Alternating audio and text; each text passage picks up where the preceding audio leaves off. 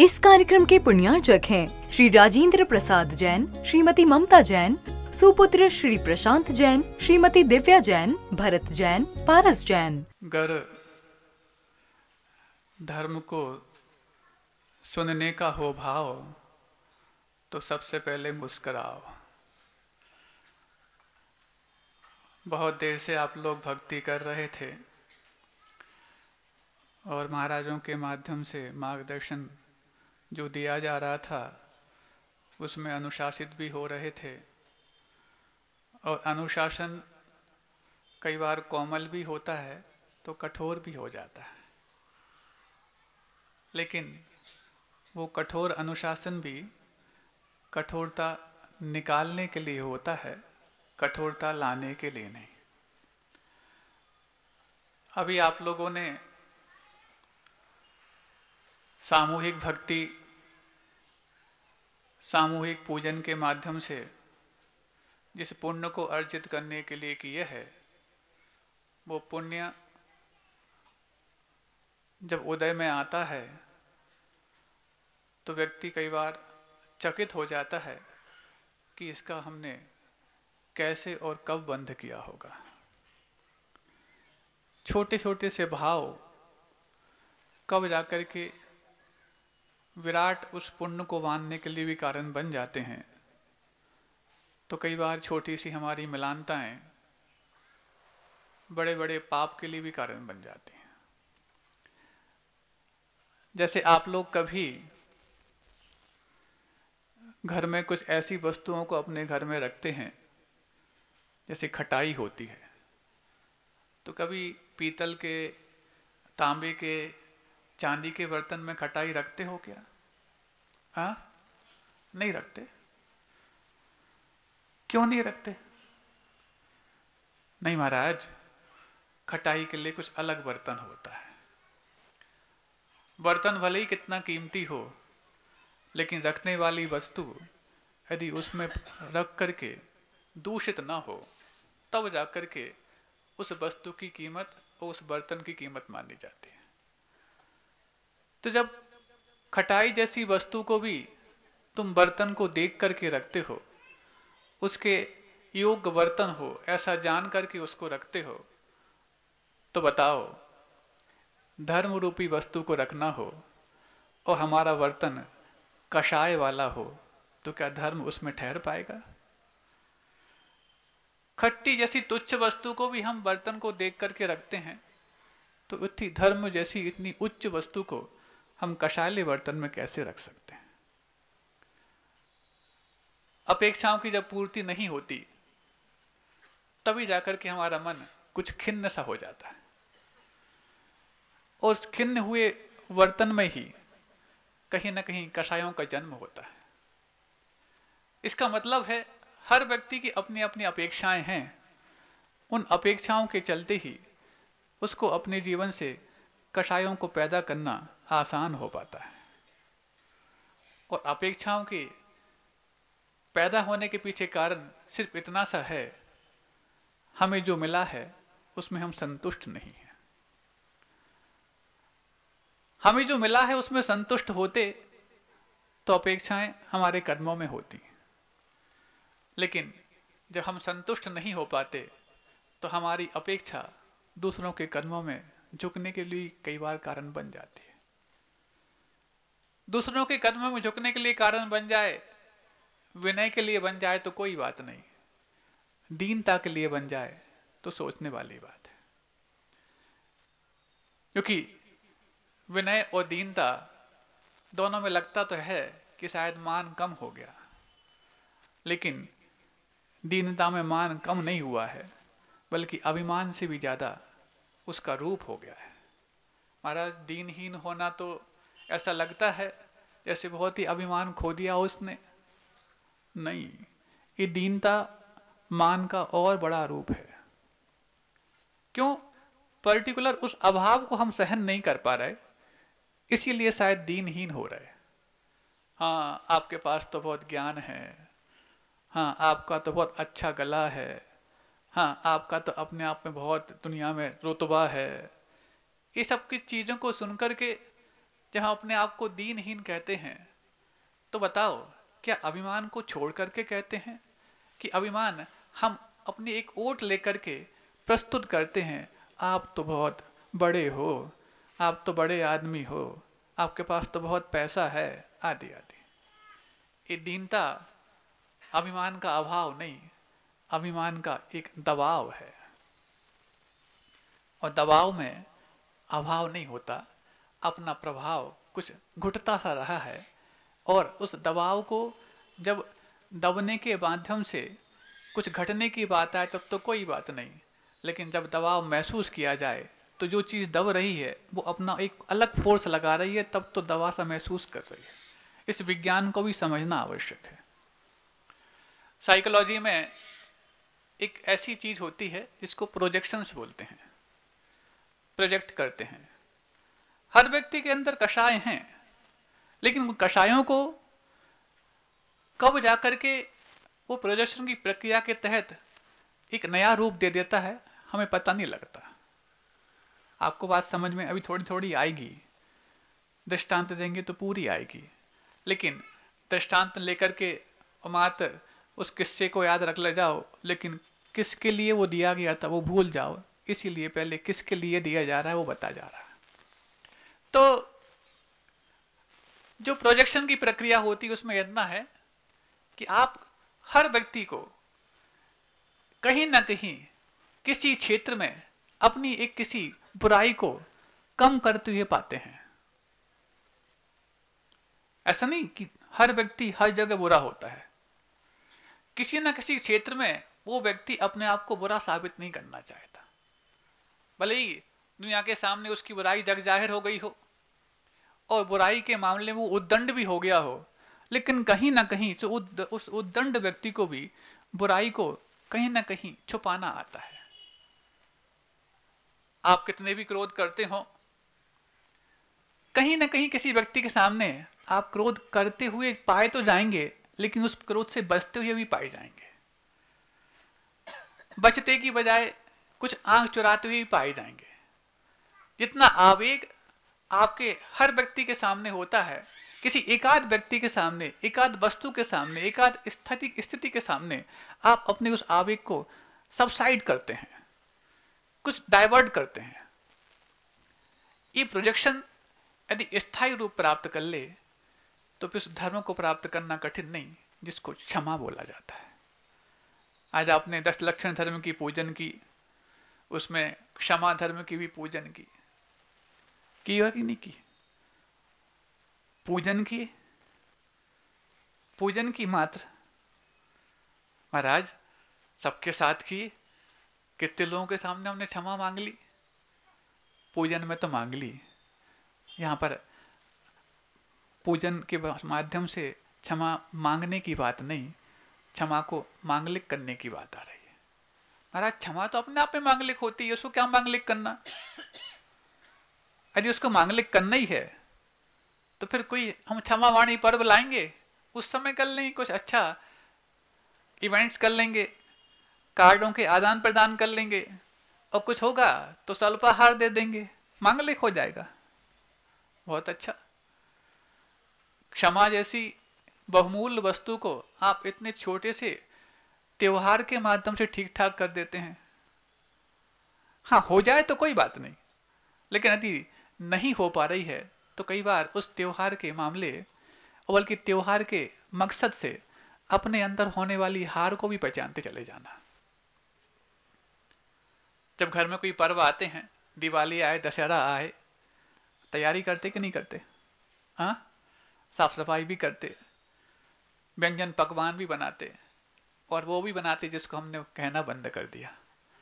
समझ गए ना? आपके चेहरे की मुस्कान बजाती है कि हाँ, वो व्यंजन आपको बहुत ज़्यादा अभी तक भी याद है, भले अब आप लोगों ने उसको तैयार करना बंद कर दिया। क्या नाम है उसका? हाँ, आप लोग बोल रहे हैं, हम नहीं बोल रहे हैं।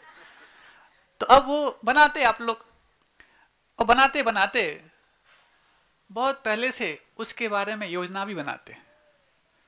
घर की साफ सफाई भी करनी है, व्यंजन भी बनाने हैं, किन किन को बुलाना है उसकी लिस्ट भी बनानी है, सब कुछ करते हैं।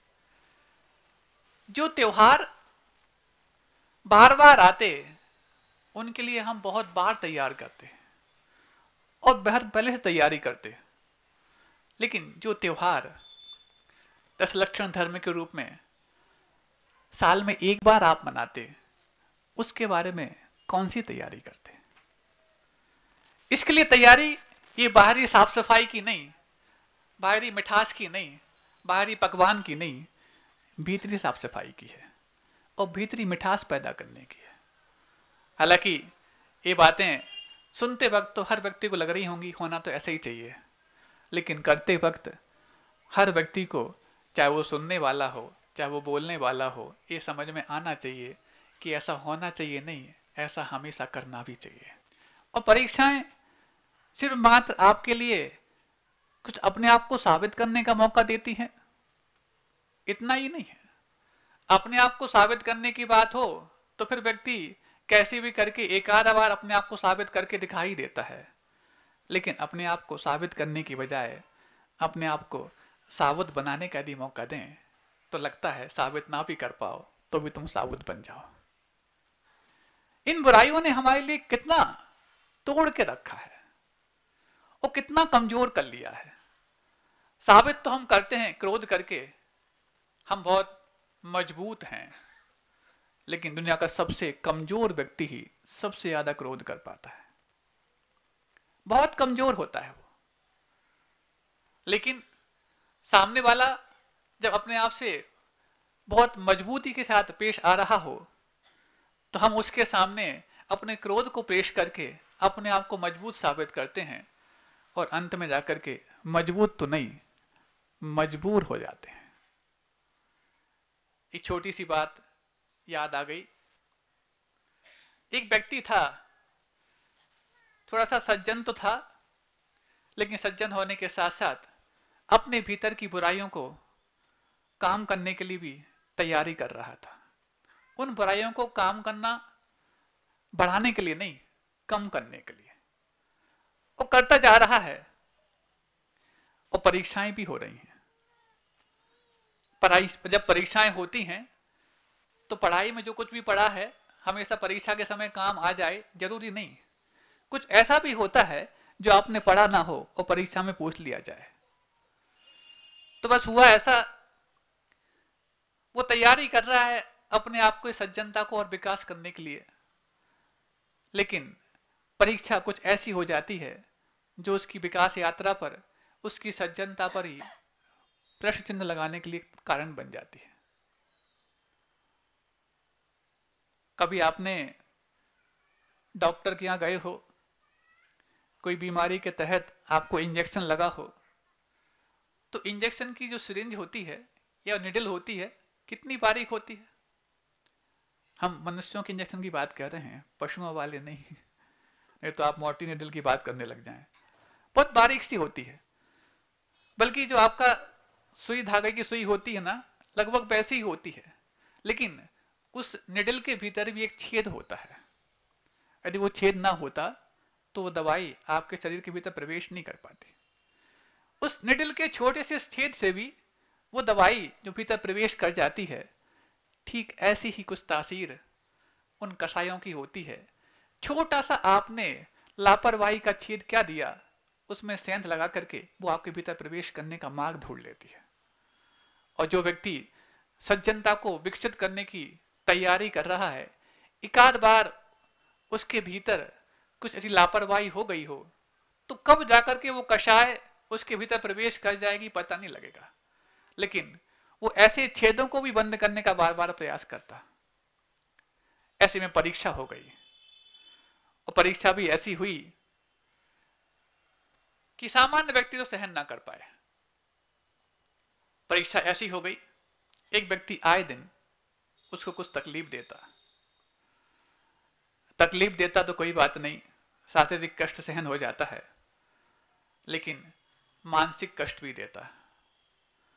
चलो कोई बात नहीं, शारीरिक कष्ट सहन कर रहा है तो मानसिक कष्ट को भी सहन करने की तैयारी की होगी, लेकिन वाचनिक कष्ट भी दे रहा है। एक की सामर्थ्य बढ़ाता, कई बार दूसरे की लापरवाही की सामर्थ्य घट जाती, दूसरे की बढ़ाता, पहले की घट जाती है। लेकिन जब तीनों एक साथ आ जाएं तो फिर सामर्थ्य को बचाए रखना बहुत बड़ी अपना में टेढ़ी खीर होती है। और जो जितना सामर्थ्यवान होगा वो उतना ही क्षमावान होगा। हम समझते हैं कि एक कायर व्यक्ति को क्षमा करना बहुत आसान होता है। कायर व्यक्ति तो क्षमा कर ही नहीं सकता। लेकिन जो सामर्थ्यवान होता है उसको अपनी सामर्थ्य में और इजाफा करके ही उस क्षमा करने को आसानी प्रदान की जा सकती है। तो बस उसको अभी तक तो शारीरिक टॉर्चर किया जाता था, फिर वाचनिक टॉर्चर भी किया जाने लगा। और वाचनिक टॉर्चर करने के बाद इतने से ही काम नहीं चला, मानसिक टॉर्चर भी किया जाने लगा। और वो एक किसी वाहन से यात्रा कर रहा था। यात्रा करते वक्त उस व्यक्ति ने जो उसको जो टॉर्चर करता था वो भी उस वाहन में आधम का। ठीक है, कोई बात नहीं, वाहन तो सार्वजनिक होते हैं, सज्जन को ही चलने की अनुमति नहीं होती, कई बार दुर्जन भी उसमें बैठ जाया करते हैं। बैठ गया, वो सज्जन व्यक्ति भी बैठा है, दुर्जन भी बैठा है, लेकिन दुर्जन अपनी पूरी लॉबी के साथ है। लॉबी समझते हो, अपनी पूरी टीम के साथ है। बैठ गया, बैठता तो कोई बात नहीं। पहले तो उस व्यक्ति को जो हमेशा परेशान होता था उसको देख करके वो थोड़ी सी बड़ी निगाह करके देखता है। बड़ी निगाह करके देखे तो कई बार किसी के गौर से देखते वक्त भी आपकी निगाहें बड़ी हो जाती हैं। लेकिन गौर से देखना सिर्फ इसलिए कि सामने वाले को हम गौण कर जाएं, वो निगाहें बड़ी करना सामने वाले को कुछ जाति देने के लिए कारण बन जाती है। और हुआ ऐसा, उसने उसको बड़ी निगाह करके देखा, लेकिन सज्जन व्यक्ति ने अपना प्रतिक्रिया जो हमेशा के रूप में होती है, जो ऐसी प्रतिक्रिया जो किसी भी चुभाने वाले व्यक्ति को भी चुभती नहीं और चूकने वाले व्यक्ति को भी चूकती नहीं, जिसका नाम है मुस्कान। वो एक ऐसा शस्त्र है जो ना कभी चुभता है और ना कभी चूकता है। उसने मुस्कान दे दी। अब देखो, जब किसी ने मुस्कान दे दी हो और सामने वाला व्यक्ति परेशान करना चाहता हो तो उसको परेशान करने की यदि इस प्रक्रिया में सफलता ना मिले तो उस मुस्कान से उसको कई बार चुभन भी होने लग जाती। अच्छा, तुम हमारे लिए मुस्कान देते हो, ठीक है, देखते हैं। अब उसने थोड़ा सा अपनी टीम को इशारा किया, ज्यादा ही महात्मा बन रहे हैं, थोड़ा सा इनको ठीक ठाक करो। तो उसके लिए कई बार छेड़ करके हाथ से, कई बार हाथ से करता तो कोई बात नहीं, पैरों से, और पैरों से करता तो कोई बात नहीं, सिर्फ छेड़ा है, अपने जूतों से उसके पैर पर अपना पैर रख करके थोड़ा सा दबाने का प्रयास किया जा रहा है। कभी तो जाकर के इसकी सहनशीलता जवाब देगी और ये कुछ प्रतिक्रिया ऐसी देगी जो हमारे लिए एक ट्रम्प कार्ड बन जाएगी। पहले तो मुख से बोला जा रहा हो,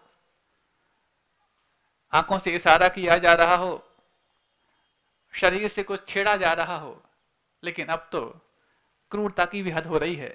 उसके पैर पर अपने जूतों से मसलने का प्रयास किया जा रहा है।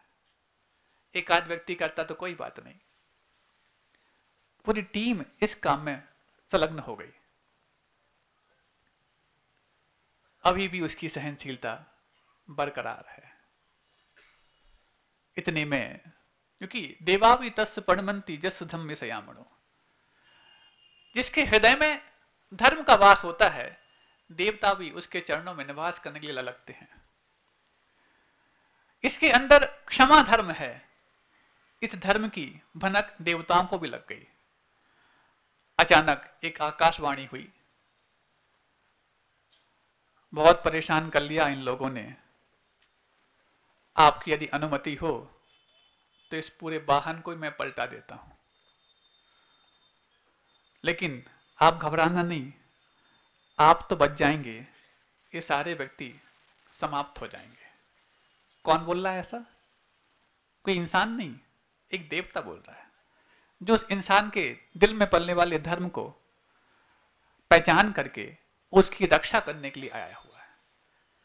और जैसी ये आकाशवाणी हुई, शायद कोई एक सामान्य सा इंसान होता, बोल देता हमने तो सहन कर लिया, बाकी अब आप जानो। वो कह देता है हाँ, वाहन को पलटने वाला देवता कैसे हो सकता है। देवता भी सुनकर के हैरान हो गया। मैं इसकी सहायता करने के लिए इस वाहन को पलटने की बात सोच रहा हूं, और ये कह रहा है कि वाहन को पलटने वाला देवता कैसे हो सकता है। अब देखो, इतना तो कह दिया, इसके बाद जिसके अंदर सामर्थ्य विकसित हो चुकी होती है, उसकी क्षमा भी विकसित होने की कगार पर होती है। फिर जो कहता है वाहन को पलटने वाला देवता नहीं, तुम यदि पलट सकते हो तो इसकी बुद्धि पलट के दिखाओ, तब तो मैं मानूं तो तुम देवता बन गए हो। जिसके अंदर क्षमा इतनी ऊंचाई को छूती है, वही इस प्रकार के भाव कर सकता है। बताओ, तुम्हें तो ऐसा कोई परेशान करने वाला पैदा नहीं हुआ ना। तुम्हारे आसपास तो कोई ऐसा पड़ोसी नहीं है ना जो आपको मन से भी टॉर्चर करता हो, वचनों से भी करता हो, और बार बार आपको पीड़ा दे करके आपके अस्तित्व को भी समाप्त करना चाहता हो। और ऐसा होने के बाद कि जब कोई आपके पास सहयोग करने आए, उस सहयोगी के लिए भी तुम्हारे पास ऐसा जवाब हो, तब समझना तुम्हारे अंदर वो पात्र तैयार हुआ है, जिस पात्रता में एक क्षमा रूपी धर्म को आप अच्छे से रख सकते हैं। नहीं है तो प्लास्टिक के बर्तन में भी जब आप घी नहीं रखते, तो क्षमा जैसे उत्तम धर्म को तुम कषाय रूप के बर्तन में कैसे रख सकते हो। महाराज, यहां तो बात समझ में आती है, लेकिन जब यहां से निकलते हैं, उस व्यक्ति को देख करके वही भाव आते हैं जिन भावों को हमने पहले कई बार अपने मन में रखने के बाद भी असफलता प्राप्त कर ली थी। हो गया इतना, वो बात तो आई गई हो गई, लेकिन जब हमारे अंदर परीक्षाओं को पास करने के बाद भी संतुष्टि हो जाती है, तो भी आपकी विकास यात्रा मंजिल तक नहीं पहुंच पाती है। हमने देखो पास तो कर ली, उसका जवाब भी ऐसा दे दिया कि उसने तकलीफ दी, लेकिन तकलीफ देने वाले के लिए कोई यदि तकल्लुफ देना चाहता है, तो उसके लिए भी हम क्षमा इस प्रकार से करते हैं कि तुम्हें यदि क्षमा करना ही है तो उसकी बुद्धि को पलट के करो, तुम्हें दंड देना ही है तो उसकी वाहन को ना, उसकी बुद्धि को पलट के दो। क्योंकि जिस व्यक्ति के अंदर इस क्षमा भाव को प्राप्त करने का मानस तैयार हो जाता है, वो उस क्रोध की चोट से भी क्षमा की चोट को बहुत गहरा पाता है। कई बार आपने किसी व्यक्ति को क्रोधित होकर के ठीक ठाक करने की कोशिश की होगी, की है कि नहीं? सुन रहे हो कि नहीं? ये बाहर का संगीत नहीं, ये भीतर का संगीत है। और जिसको इस संगीत में अपनी लय को पहचानना आ जाए, फिर उसकी लय, जैसे संगीत से मिलने वाली एक संतुष्टि आपको जब तक संगीत सुन रहे हैं उस तक नहीं रहती, उसके बाद तक भी रहती है, आपके गानों में गूंजती रहती है। लेकिन ये भीतरी संगीत जिसके पास पैदा हो जाता है, उसकी गूंज बाद तक नहीं, हमेशा रहती है। और इस संगीत को सुनना जिस व्यक्ति को आता है, समझ लेना उसने अपनी लय और ताल प्राप्त कर ली है। आप लोग को भले ही संगीत के ना वाद्य यंत्र बजाना आता हो, ना गायन करना आता हो, ना वादन करना आता हो, ना नर्तन करना आता हो, कुछ भी नहीं आता हो, लेकिन सिर्फ इतना समझ जाओ कि मुझे कुछ नहीं आता, कोई मेरे साथ बताने का प्रयास करे तो उसके साथ मुझे आना आता है, पर्याप्त है। फिर एक ऐसा संगीत बनेगा जिस संगीत की लहरियां हर व्यक्ति को मुग्ध कर देंगी। फिर एक ऐसा तालमेल बैठेगा जिस ताल को बताने के लिए पंचम आलाप की आवश्यकता नहीं, थोड़े से वार्तालाप की आवश्यकता बनेगी। और ये वार्तालाप बहुत आसान भी है, लेकिन हमारे अंदर जब उस क्षमा के विपरीत तत्व क्रोध का आवेग होता है तो बहुत मुश्किल हो जाता है। वर्षों निकल जाते हैं, वर्षों निकल जाते हैं बातचीत बंद हुए, जबकि मिनटों में नहीं, सेकंड्स में आपकी सुलह हो सकती थी। उस बातचीत को बंद करके वर्षों तक केस लड़ते रहते हो, और उस केस को लड़ने के लिए उन गैरों को भी अपनी मेहनत, अपना पैसा और अपनी बुद्धि सब कुछ देते रहते हो। जितनी तुमने गैरों की हिमायत की है, जितनी तुमने गैरों के लिए परवाह की है, उतनी परवाह अपनों की हो जाती तो तुम्हारे लिए केस अपने घर में सुलझ जाता। अदालत में जाकर के और केस को सुलझाने की बात उनको तो ठीक लगती है जो अपनों से नहीं गैरों से लड़ रहे हो, लेकिन जब अपनों से लड़ने के लिए भी अदालत पहुंच जाए तो तुम्हारी अदा किसी भी लत के गायब नहीं है। अरे वो लत फिर भी अच्छी जो किसी लिए थोड़ा सा यदि ठीक ठाक करने की बात आए, नशा मुक्ति केंद्र पहुंचा दिया जाए तो ठीक हो जाए, लेकिन एक ऐसी लत जो आपकी अदा के लिए विपरीत हो जाए, उसके लिए अदालत भी काम नहीं कर पाएगी। एक छोटी सी बात और याद आ गई, और उस छोटी सी बात में ये मत समझना कि संदेश बहुत छोटा है, लेकिन जब सुधरने की ललक हो जाए तो ये सारे के सारे पर्व सुअवसर बन जाते हैं। सुधरने की ललक हो तो, नहीं है तो ऐसे अनुष्ठान, ऐसी औपचारिकताएं हमने वर्षों से की हैं, लेकिन इस बार का अनुष्ठान औपचारिक ना हो जाए ऐसी तैयारी हमने की है। ये 10 दिन बाद लोगों के सामने भी आना चाहिए, और ये आ जाएगी बात तब समझना क्षमा धर्म जब क्षमावाणी पर्व के रूप में उपसंहार को प्राप्त होगा तो पर्व मात्र एक त्योहार के रूप में नहीं, हमारे जीवन में हर उस बुराई की हार के रूप में होगा जिस बुराई को आज तक हमने हार पहना करके जीतने के लिए कारण बनाया था। कोई यदि बर्तन में कोई गलत वस्तु रखी हो तो उस गलत वस्तु को निकालने के बाद आप अच्छी वस्तु रख सकते हैं, है ना।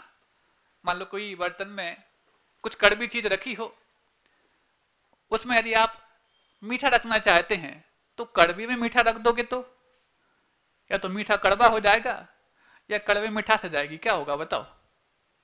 महाराज मीठे के कड़वे होने की गुंजाइश ज्यादा है, कड़वे को मीठे होने की गुंजाइश तो तब होती है जब हम मेथी को धो करके उसमें छुआरा और किशमिश मिला करके और फिर उसके बाद भी उसकी कड़वाहट हमें अच्छी तो लगे लेकिन पूरी जाए ना, ये भी प्रयास करते हैं। तो ऐसे ही होता है, किसी कड़वे वस्तु को रखे हुए बर्तन में से कड़वी वस्तु को निकाले बगैर हम मीठी वस्तु रखेंगे तो मीठी वस्तु का तो अलग ही असर कर देंगे। लेकिन ये वस्तु के बारे में तो ठीक है, बुराइयों के बारे में नहीं है। यदि हमारे भीतर कोई बुराई यदि पनप रही है तो ऐसा नहीं है, पहले हमारे भीतर से बुराई को अलग किया जाए फिर अच्छाई को स्थान दिया जाए। उस बर्तन में तो कड़वी को अलग करने के बाद आप अच्छी रखेंगे तब जाके अच्छी अच्छी रह पाएगी, लेकिन हमारे भीतर से यदि हम बुराई अलग कर देंगे तो तुम्हें अच्छाई लाने का अलग से प्रयास नहीं करना पड़ेगा, तुम अच्छाई हमेशा के लिए बन जाओगे। एक चीज को ठीक ठाक करने से दो हमारे अंदर अच्छाइयां पैदा हो रही हैं, एक तो बुराई के जाने के रूप में और एक अच्छाई को आने के रूप में। हम उन चीजों के साथ तो बिल्कुल बहुत न्याय करते हैं जिसमें मेहनत डबल करनी पड़े, सफलता आधी भी ना मिले, लेकिन उस समय जब हमारे लिए आधी मेहनत में दोहरी सफलता मिलने की बात आती है तो उस सफलता को सफल नहीं बनाने के पीछे एक ही कारण होता है, हमारे अंदर उठा हुआ जो क्रोध भाव है अथवा जो काषायिक भाव है हमें चैन से बैठने नहीं दे रहा है। तो वो एक छोटी सी बात याद जाई, सुनना चाहोगे? क्यों, आज तो पहला ही दिन है, पहले दिन इतनी तो नहीं थक गए? जैसे 10 उपवास बंद करने के बाद उत्तम ब्रह्मचर्य के दिन, अनंत चौदस के दिन थकान लगती है। हाँ, कई बार होता है पहले दिन थकान ज्यादा लगती है, लेकिन जब वो हम रिदम में आ जाते हैं तो थकान कम भी होने लग जाती है। उपवास करने वाले भी पहले दिन थोड़ा सा कष्ट पाते हैं, दूसरे दिन थोड़ा सा और पाते हैं, लेकिन तीसरे चौथे दिन से फिर उनके 10 उपवास इतने आसान हो जाते हैं कि सिर्फ इतना लगता है कि शरीर को वेतन कम मिला है, लेकिन कमजोरी बहुत कम लगती है, क्योंकि उस कम वेतन से काम करना भी हमने उतना ही कम किया है। अभी तो हम वेतन ज्यादा देकर के जब काम ज्यादा पाते थे तो थकान बढ़ाते थे, अब तुमने वेतन भी कम दिया है और इससे काम भी कम लिया है, लेकिन वो कम काम ऐसा लिया है कि अभी तक के सारे बुराइयों को काम तमाम करने के लिए कारण बन गया है। तो बस हुआ ऐसा, दो मित्र थे आपस में, और जहां मित्रता होती है, जब उस मित्रता की सुरक्षा नहीं की जाती, शत्रुता कब आ धमकती है हमें पता नहीं लगता। उस इंजेक्शन की निडल की भांति है, कषाय कब जाकर के हमारे भीतर प्रवेश कर जाएं, उस मित्रता में से ही कब जाकर के वो शत्रुता पैदा हो जाए पता नहीं लगेगा। और हुआ ऐसा, दूसरे व्यक्ति ने ठान लिया, अरे ये तो हमेशा मेरे लिए नीचा दिखाने की कोशिश करता है। जब कोई क्रेडिट लेने की बात आती है तो सबसे आगे पहुंच जाता है, और जब कुछ काम बिगड़ जाए और किसी के लिए आरोपित करने की बात आती है तो मुझे आगे कर देता है। होता ना कई बार ऐसा। क्रेडिट लेने वाले दुनिया में बहुत हैं, लेकिन अपने काम को बिगड़ जाने के बाद स्वयं को आरोपित करने वाले बहुत कम हैं। और दुनिया में दो ही प्रकार के लोग हैं, एक वो हैं जो काम करने में विश्वास करते हैं, और एक वो हैं जो सिर्फ श्रेय लेने में विश्वास करते हैं। लेकिन जब दो में से किसी एक को चुनने की बात आए तो पहला चुना जाए, क्योंकि दूसरे में प्रतिस्पर्धा बहुत है, कंपटीशन बहुत है, और आप कॉम्पीट कर ही नहीं पाओगे, क्योंकि हर व्यक्ति श्रेय लेना चाहता है, काम करना बहुत कम चाहते हैं। तो जहां पर कम उम्मीदवार हों वहां पर सफलता आसानी से मिल सकती है, और जहां पर कैंडिडेट ज्यादा हों तो वहां पर तो सफलता मिलने की गुंजाइश बहुत कम हो जाती है।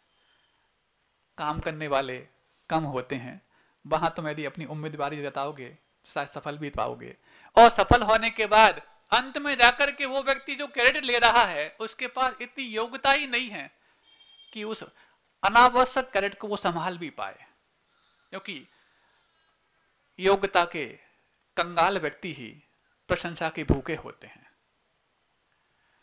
धन से कंगाल तो भोजन के भूखे होते हैं, लेकिन योग्यता से कंगाल प्रशंसा के भूखे होते हैं।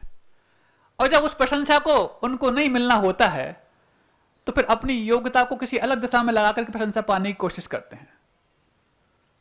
लेकिन अंत में जाकर के जो व्यक्ति धीरे धीरे प्रशंसा को पाए बगैर काम कर रहा होता है, उस व्यक्ति की योग्यता में इतना इजाफा हो जाता है कि वो व्यक्ति जो प्रशंसा को अपने ऊपर लेता जा रहा, योग्य नहीं होने के बाद, तो अंदर से खोखला व्यक्ति कब तक कितना बोझ सहन कर पाएगा। एक दिन खोखले व्यक्ति को बोझ के आगे दबना ही होगा, और जब दब जाता है तो उसके बोझ को उठाने के लिए वही व्यक्ति आता है जो भीतर से मजबूत होता है।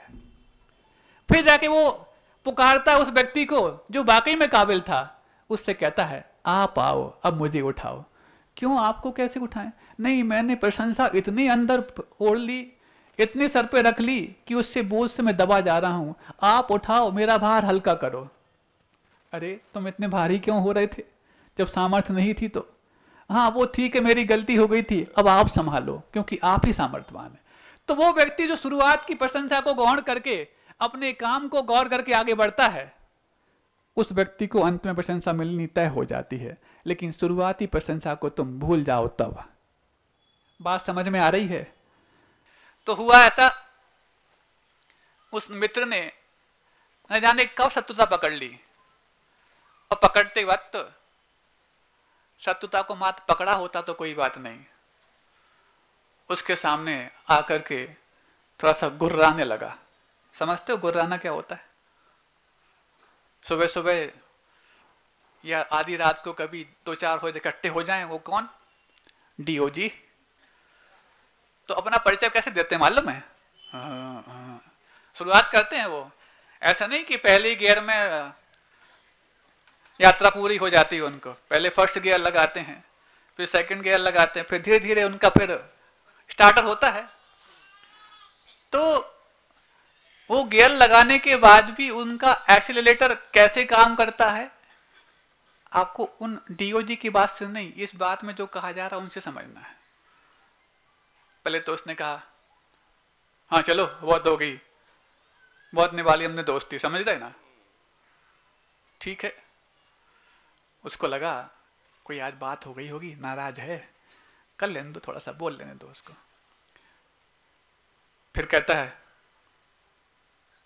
सही बोल रहा हूं अभी तक जो मैंने गुस्से में कहा था वो भले आर्टिफिशियल रहा हो, इस बार मैं रियल बोल रहा हूँ।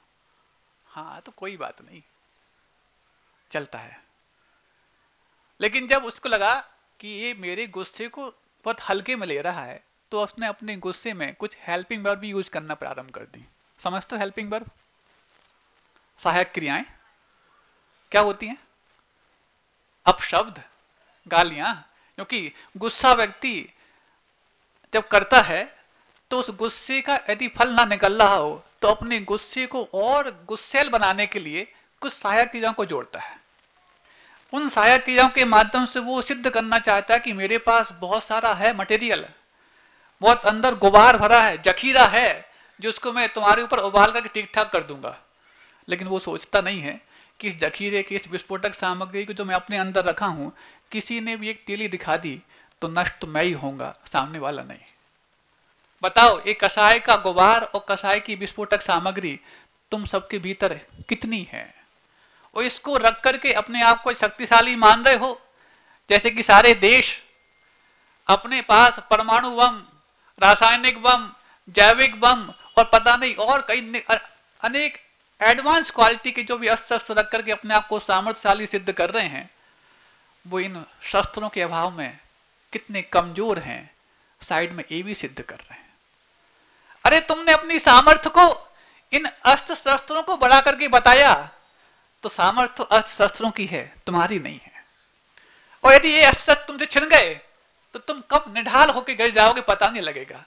लेकिन तुमने यदि अपनी सामर्थ्य को इन शस्त्रों की बजाय अपने भीतर के एक अचूक अस्त्र के माध्यम से प्राप्त की होती, जिसको मुस्कान के रूप में कहा जाता है, तो शायद तुम्हारी सामर्थ्य के आगे हर शैतान व्यक्ति भी नतमस्तक हो जाता। लेकिन उस मुस्कान को कुटिल मुस्कान के रूप में नहीं, एक सहज मुस्कान के रूप में लाते। कुटिल मुस्कान तो वो भी ले रहा है जो हेल्पिंग वर्ब यूज करके अपने मित्र को सताना चाहता है।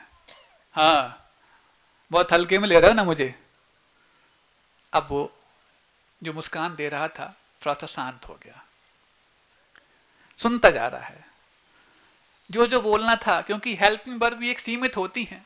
कितनी लगाएगा ये, बार बार रिपीट करेगा तो इसको ही लज्जा आएगी कि मैं एक ही बार को बार बार क्यों कह रहा हूं। तो पेशेंस रख लिया, जितने भी इसके तर्कस में तीर हैं चल जाएं, कभी तो खाली होगा ना। लेकिन आप लोग, सामने वाले ने यदि तर्कस से एक तीर चलाया तो तुम अपने तर्कस की कई सारे तीरों को जो बताने का प्रयास करते हो, ये भूल जाते हो सामने वाले की गलती की सजा अपने आप को देने की तैयारी कर रहे हो। क्योंकि क्रोध करने का अर्थ है सामने वाले की गलती की सजा अपने आप को दे लेना। क्रोध एक ऐसी बाम है जो मूर्खों का दर्द मिटाती है। बाम से दर्द मिटता है ना, लेकिन क्रोध की बाम से मूर्ख व्यक्ति दर्द मिटाते हैं। इसका मतलब क्रोध करके मूर्ख साबित हो जाते हैं। क्योंकि क्रोध मूर्खता से प्रारंभ होता है और पश्चाताप पे खत्म होता है। ये कुछ ऐसी बातें हैं जिन बातों को अपने जीवन में उतार करके हम चाहें तो क्रोध पर काम कर सकते हैं और हम चाहें तो क्रोध से काम कर सकते हैं। आपके ऊपर है। तो बस अब वो शांत हो गया और शांत होने के बाद सुनता जा रहा है। जब बहुत देर हो गई और फिर बोलते बोलते बड़बड़ाते जब कुछ हकलाने लगा, समझ गया अब इसके पास शब्द कम बचे हैं और वो भाव भी कम बचे हैं जिन भावों को व्यक्त करके मुझ पर गुस्सा उड़ेल रहा था। अब वो पूछता है, बोल लिया ना तुमने सब? हाँ तो क्या मतलब है? नहीं, कुछ और रह गया तो बोल लो, मैं अभी पेशेंस रखे हूं। अब तो देखो, सामने वाले ने यदि थोड़ा सा कुरेद दिया हो तो फिर वो जागृत हो गया। कई बार है अग्नि बुझते बुझते भी यदि किसी राख के नीचे दबी हो, उसको कुरेद दिया जाए तो वो अपना रूप प्रकट कर लेती है। इस कार्यक्रम के पुण्यार्चक थे श्री राजेंद्र प्रसाद जैन, श्रीमती ममता जैन, सुपुत्र श्री प्रशांत जैन, श्रीमती दिव्या जैन, भरत जैन, पारस जैन।